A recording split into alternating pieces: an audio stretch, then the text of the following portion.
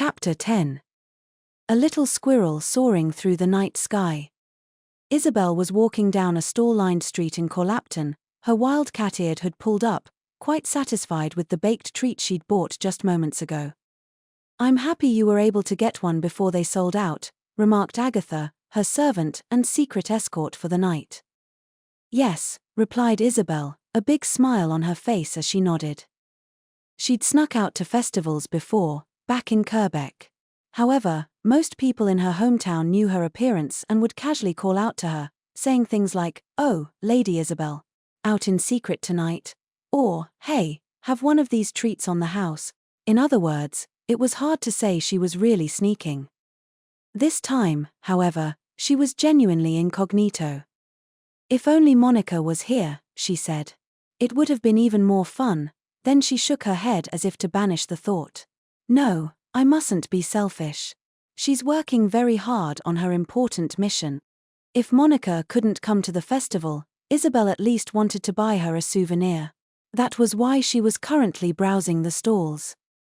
The first thing she'd bought upon arriving was one of the traditional round-baked sweets adorned with patterns. According to the legend, if you broke it in half and shared it with a friend, you'd be friends forever. But just as Isabel was thinking about going home and splitting it with the sister she so adored, she heard children arguing in front of her. "Liar, liar, pants on fire." "I'm not lying. I saw it. Really." It was a boy of about 10 and another boy who looked several years younger. Their faces were so similar, she was almost certain they were siblings. The younger brother was pointing to the sky. "I really saw it. It went, shoom. A huge squirrel. It flew over that building there." "Squirrels can't fly. You must have seen a big bird or something." "It was a squirrel. It had squirrel ears." Tears began to form in the younger boy's eyes. Isabel couldn't bear to watch any more, so she hastened over and interrupted them. "Enough. We're at a festival. You should be enjoying yourselves, not fighting." The younger brother's eyes widened at her unexpected intrusion, while the older brother raised his eyebrows and stared at her. But Isabel wasn't deterred. Boldly, she took out the traditional baked sweet, wrapped in its paper bag. Then she split it in half and smiled an especially sweet, pretty smile. "Eat this and make up, okay?" The brothers, both red in the face, accepted the baked treat and mumbled their thanks.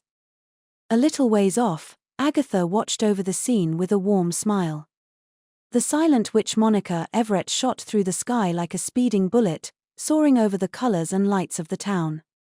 As she wailed and blubbered pathetically, she kept a tight grip on her ashwood staff, just barely managing to stay conscious. The cold winds roared, pelting her exposed cheeks. She was very glad she'd borrowed those gloves. Otherwise, her hands would have gone numb with cold and dropped the staff. Eventually, the bell tower came into view ahead of her. But at the speed she was hurtling through the air, she was almost certainly going to collide with it. Hard.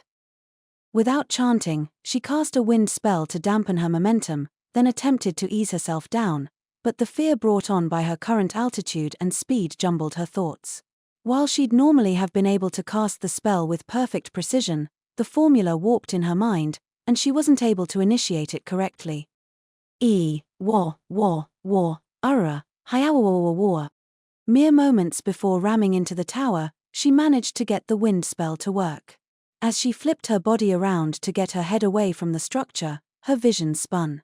She used her boot soles to kick off the tower, changing the direction of her fall and ultimately avoiding a headfirst collision. Nevertheless, Monica was now keenly aware that using magecraft in such an unstable position was a completely different challenge from using it with her feet solidly planted on the ground. She hadn't been able to focus at all. Thankfully, the space behind the bell tower where she was going to land was a flat area devoid of people.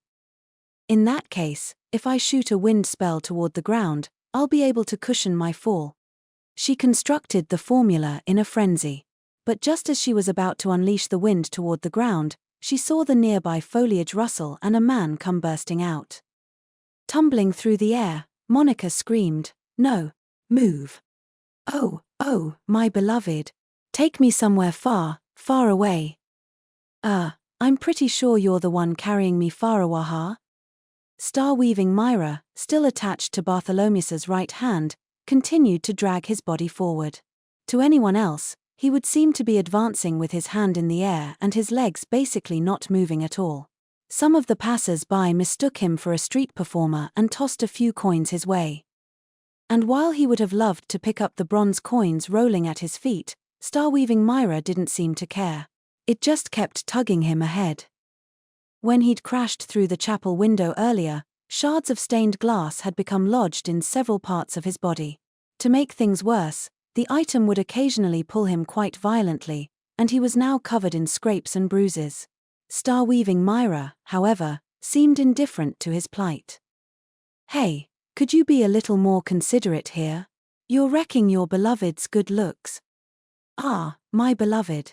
You've suffered such a beating, and all to allow me to escape this place. Unfortunately, while the magic item appeared to have the ability to speak, its conversation was rather one-sided. This is really bad, thought Bartholomeus, cold sweat dripping down his skin. At this rate, they're gonna arrest me for stealing this thing. All he'd wanted was a little peek, to make replicas as souvenirs and profit off them.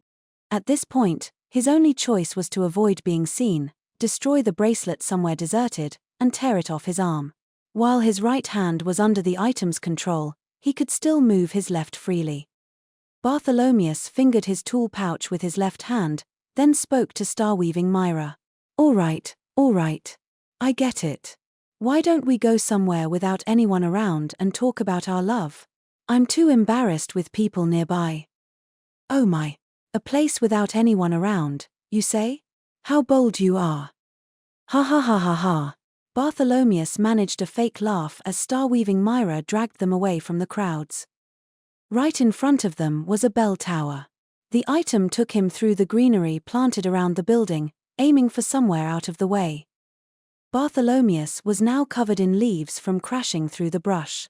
He spit a couple out of his mouth, then used his left hand to reach for his tool pouch. Now we are alone, just you and I, my beloved. Great. Perfect. Now we have all the time we need to talk about love. But just as he pulled out a chisel and swung it down at Starweaving Myra, he heard a shriek from overhead. No. Move. Hey.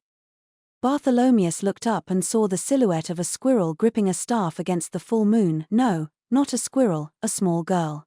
He gaped up at her until a powerful wind from above knocked him away.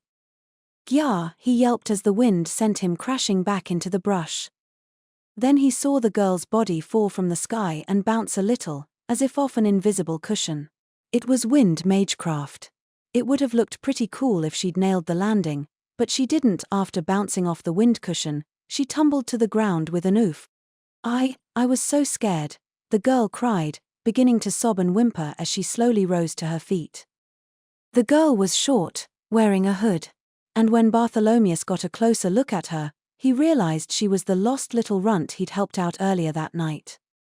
Wait, you're that runt, he said. So you're a mage, huh? But why did you fall from the sky?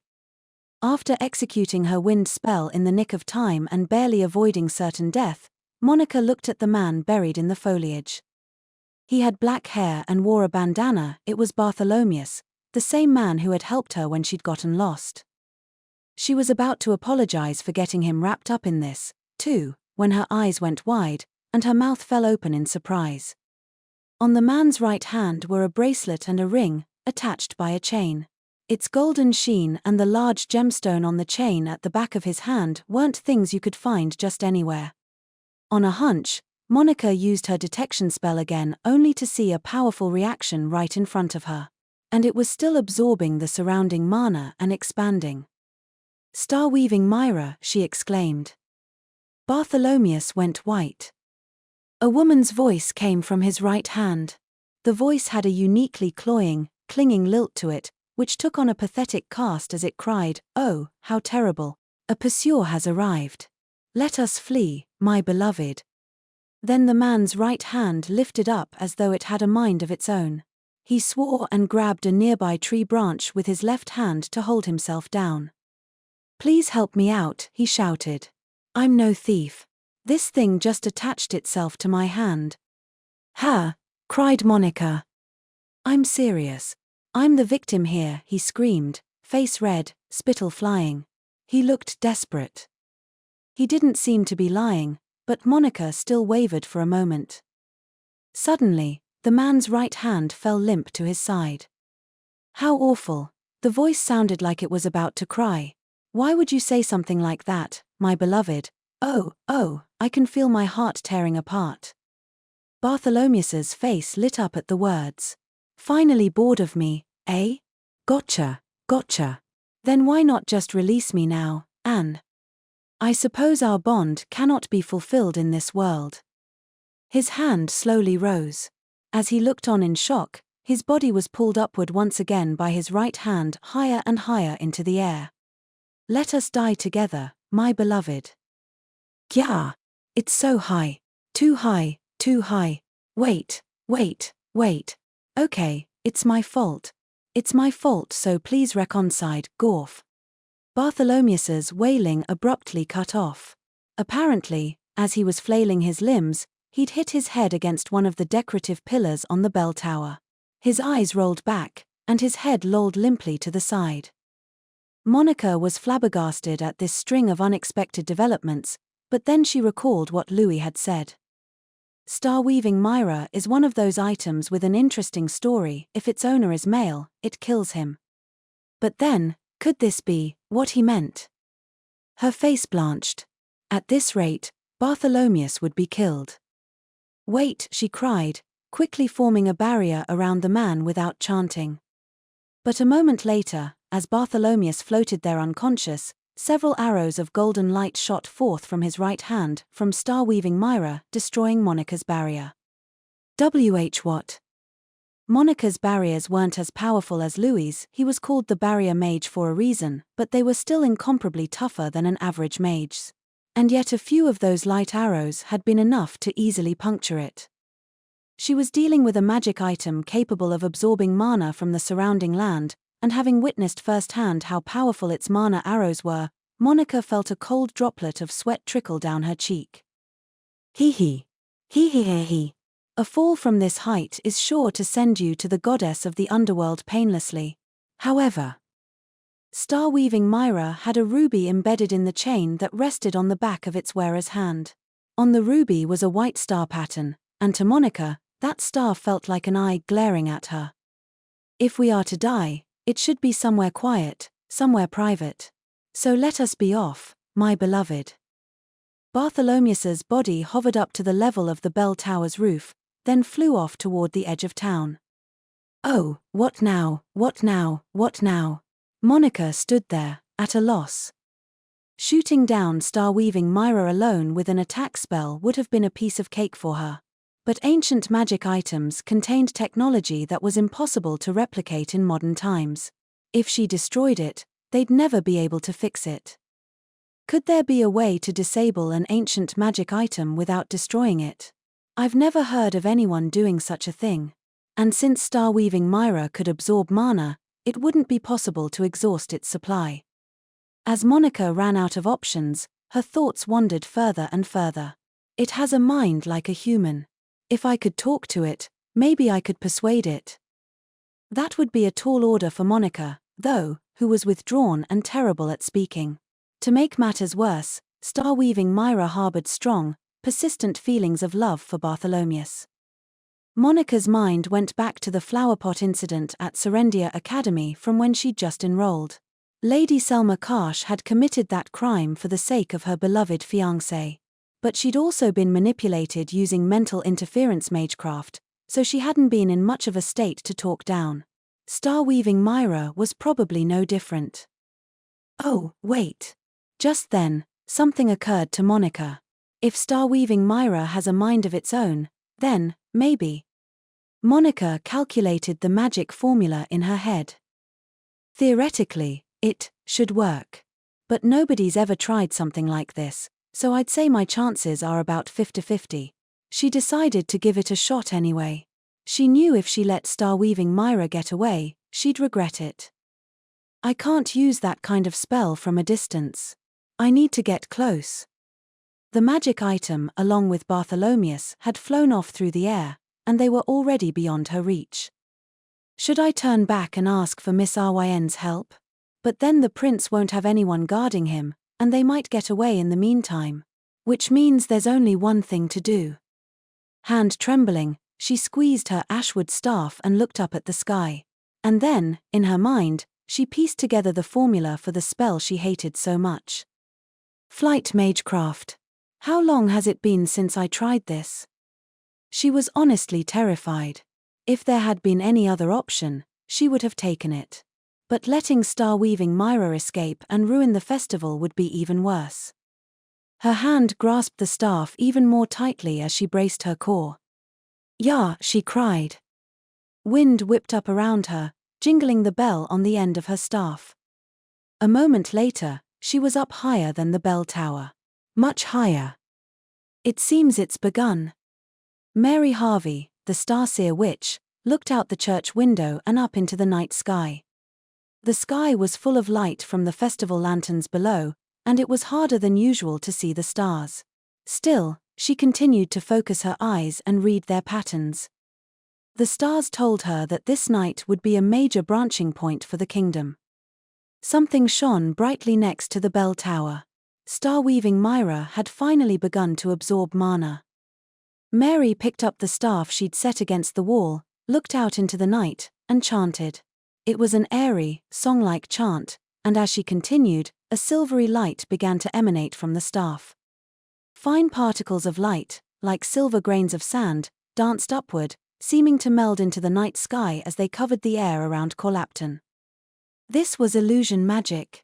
She'd recreated the town's skyscape to keep Monica and the out-of-control Starweaving Myra from being seen. The Starseer witch gazed at the stars every night, so her illusion was perfect, blocking all view of what was happening above. She jingled the adornments on her staff as a thin smile formed on her lips. "It's time to see what you're made of, Monica Everett, Silent Witch." Monica's body, thrown into the air by her flight spell, hurtled upward at more of an angle than she'd intended. Her current course was going to send her in a completely different direction from Starweaving Myra. Wah! Wah! Wah! Wah! She flailed her arms and legs like someone drowning in a river, trying to correct her course, only to lose her balance and plunge straight toward the bell tower. Ee! By flapping her legs in midair and twisting, she just barely managed to avoid a head-on collision, instead zooming past the tower. Monica's throat squeezed out more frightened whimpers as she tried to follow Bartholomeus and Starweaving Myra. But her body, still tilted to one side, wouldn't move in the direction she wanted it to. "This is scary, no, terrifying. Balance. I need to get my balance. Balance. What does balance mean, Agarin?" Glenn's mastery of flight magecraft allowed him to slip and glide freely through the air no matter his posture, but Monica couldn't even maintain an upright position. To put it simply, she was dog-paddling. She was tipped forward slightly, flapping her arms and legs, looking for all the world like she was being carried away by a river. As she flailed in midair, Bartholomeus grew smaller and smaller in the distance. They were getting away. Balance, balance, how do I get my balance? Monica looked back over her short life, trying to recall any memory she might have about regaining one's balance.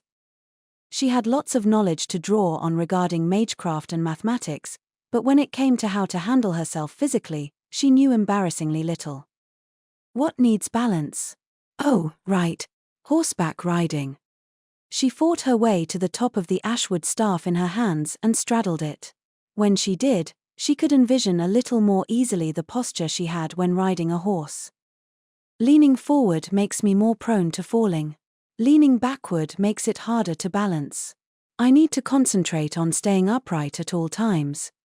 Keeping in mind what Felix had taught her in riding class and correcting her posture, Monica was able to stop shaking so much from side to side. She had to work hard to maintain her concentration, but she was now traveling at a decent speed compared to her earlier dog paddling. Her position straddling the staff had her constantly bouncing.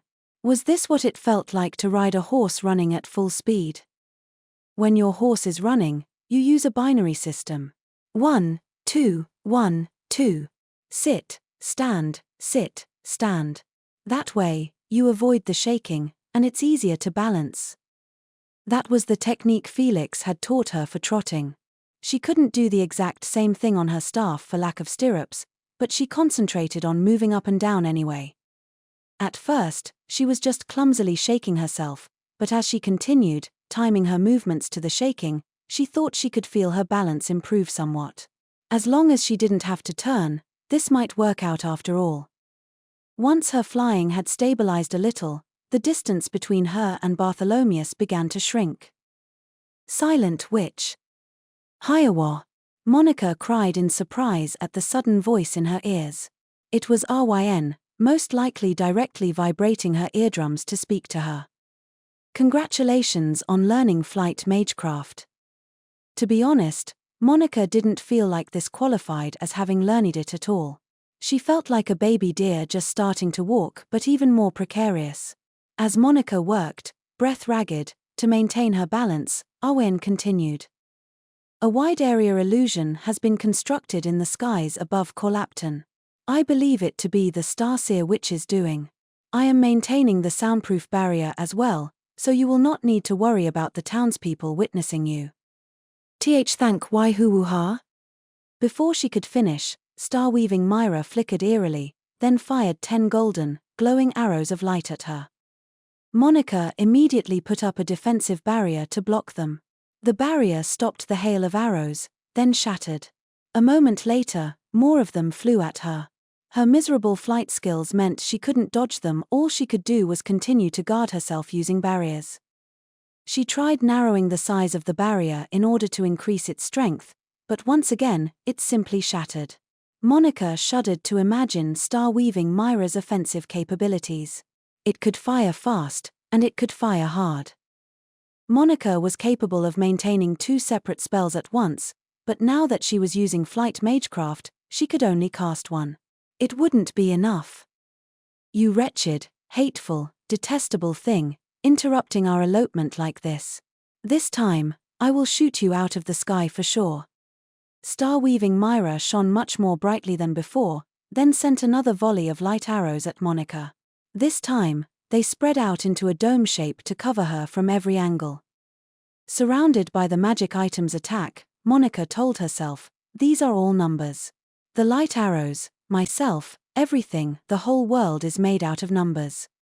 Her mind sank into the world of numbers, and she banished all her emotions, converting the arrows around her into digits. First, she calculated their firing speed. Her awkward flight magecraft wouldn't allow her to avoid them. Next, she calculated the strength of her barrier. If she used it to cover herself from all angles, it wouldn't stand up to the attack, but if she made it the size of a shield, she could manage to block several shots. Finally, she calculated the arrows' trajectories. They didn't have homing capabilities, so that one was easy. All right, then. The shower of arrows fell toward her. And just as it did, she disengaged her flight spell. By falling, only the arrows above her would still be on course to hit their mark, which meant she could focus her defenses overhead. And by disengaging the flight spell, she could create 2 barriers. When the first broke, she would use the second to defend as she created a third.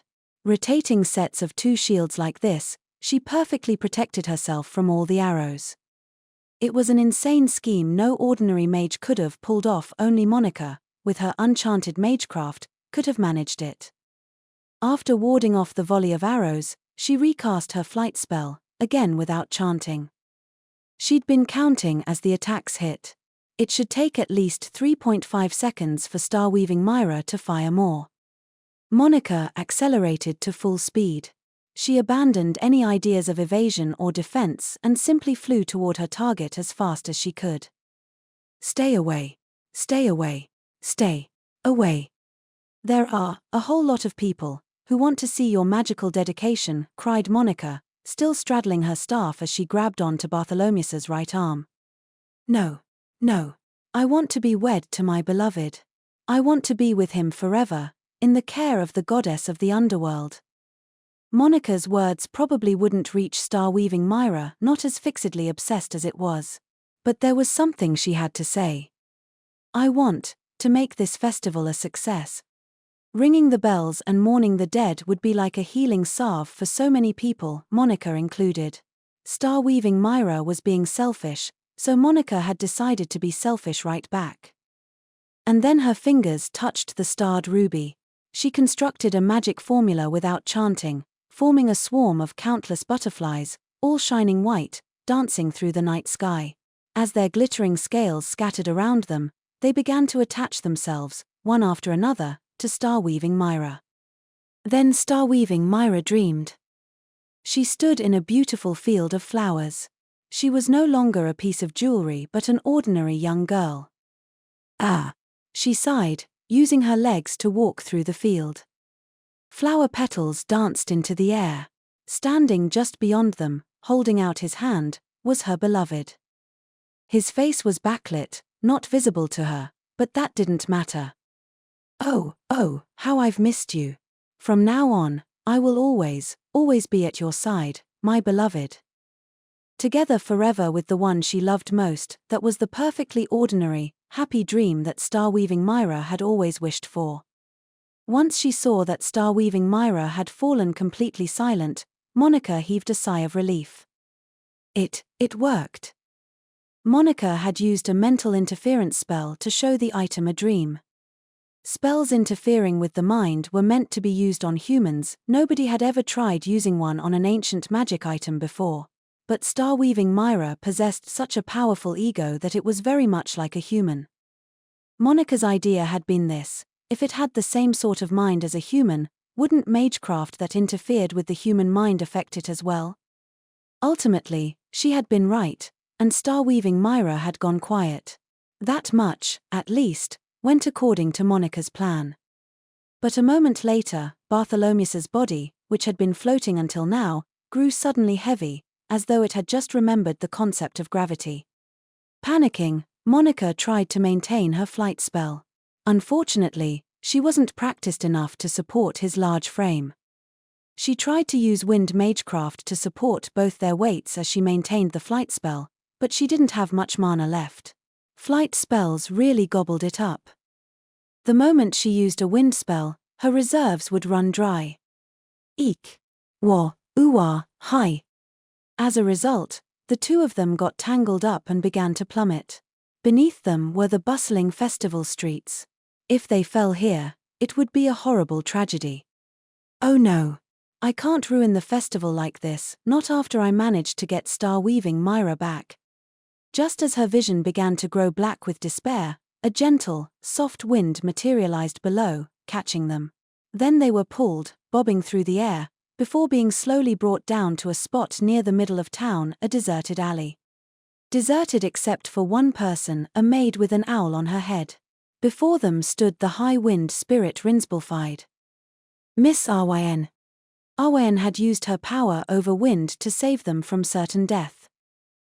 Monica tried to get out a few words of thanks, but just then, Arwayen's beautiful face clouded over. I find myself with many regrets, she said. Heh. I believe this would have been the ideal situation for me to Princess carry you, silent witch. Monica found that a rather ridiculous regret to have.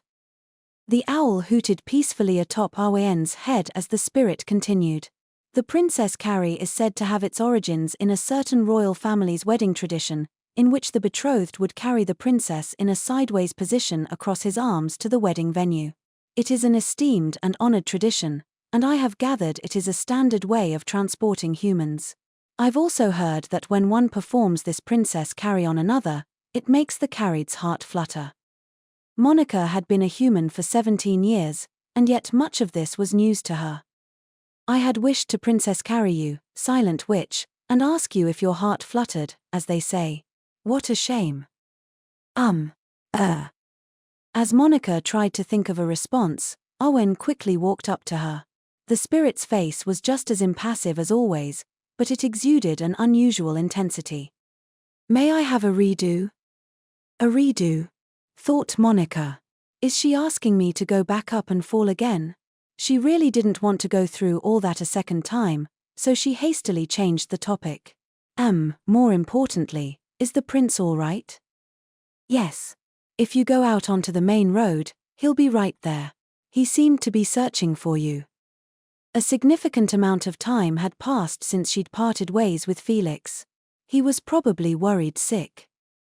Monica pointed her right index finger at Bartholomeus, who lay asleep on the ground at her feet, and quickly explained, "That's Starweaving, Myra. I put a mental interference spell on it to get it to behave. It should end in 20 minutes. Mental interference spells were semi-forbidden, permitted for use only under very specific conditions. This was clearly making Monica uneasy. Arwain answered plainly, "The star seer, which strikes me as the considerate, flexible sort. I am sure she will overlook your usage of mental interference magecraft, given the situation's urgency. I will hand this burglar over to her as well." When she heard the word burglar, Monica's eyebrows drooped, and she started playing with her fingers. He said he was just a victim who got possessed by it. She couldn't tell if Arwen heard her or not. The spirit hefted Bartholomeus's body across her arms horizontally, holding him in a princess carry. She must have really wanted to try it out. "I will be going now," she said.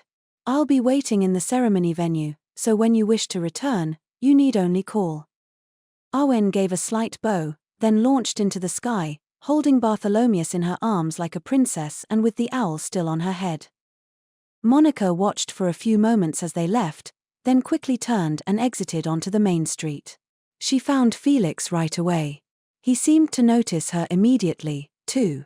He pushed through the crowd and ran over to her. "Monica. Thank goodness." He was a little out of breath, he'd really hurried to get over to her. Feeling pangs of guilt, Monica stammered, I'm really sorry. Something, suddenly came up, so." "Something came up, I see. You do look like you were rushing around." Felix leaned over a bit and fixed Monica's bangs. They were all over the place thanks to her soaring across the sky with that flight spell. Even Monica could tell he was trying to figure out what she'd been up to. He wasn't trying to hide it, he knew Monica was weak to silent pressure. As she trembled and tried to think of an excuse, Felix removed the mask covering the upper half of his face. He said, his eyebrows drooping and his usual gentle smile taking on a lonely cast. "Did you just not like being with me?" He sounded hurt. Ever since they'd run into each other, Felix had been doing everything he could to help Monica enjoy herself. When he'd realized she was afraid of people, he'd told her to think of him as a ghost and stayed with her. And yet Monica had never even bothered to thank him. Instead, she'd disappeared without warning. Her face paled. "I'm the worst," she thought. Bernie's expression of disgust flashed in her mind. "You're a dishonest cheat. You only ever think of yourself, you don't care one bit about anyone else or what happens to them, do you?" He's right, she thought. Monica had always hated being scared, hated being hurt. All she ever thought about was running away and hiding. In doing so, she'd spurned all the goodwill others had shown her. And the person standing in front of her had been reaching out to her ever since they'd first met. If she said she was sorry, Felix would probably smile and tell her not to worry about it. He'd treat her the same as always. But, she thought, gripping her ashwood staff and looking up. Still smiling sadly, Felix joked, "I'm a ghost, I don't exist. If you're scared, you can run away, little squirrel. When a living person spurns a ghost, the ghost disappears." She cried out in an unusually loud voice. That seemed to genuinely take Felix by surprise. Monica felt herself begin to hunch and straightened her back before looking up at Felix. She was embarrassed. She was scared. She didn't know what she'd do if he gave her a strange look. But she pushed all those fears and anxieties aside to squeeze out just a few more words. "Right now, I'm a ghost," she said. "I don't exist. I'm just a ghost named Monica, so." She wasn't the silent witch Monica Everett or the student council accountant Monica Norton. She was just a girl named Monica right now, without any title to speak of, and it was as simply Monica that she reached a trembling hand out to him. "Let's enjoy the rest of the night as ghosts together, Ike." The prince's eyes widened a little. He blinked slowly, his long golden eyelashes moving down and then up, his blue eyes shining like starry gemstones. He grasped her hand, then gave it a light pull. When Monica put her foot down to stop herself from tipping over, her hood came off. Felix brought his lips to her now exposed ear and whispered, "Thank you." The corners of his eyes had turned down, and he was smiling. Not that radiant, princely smile he usually wore, but the unaffected smile of a regular young man enjoying the festival.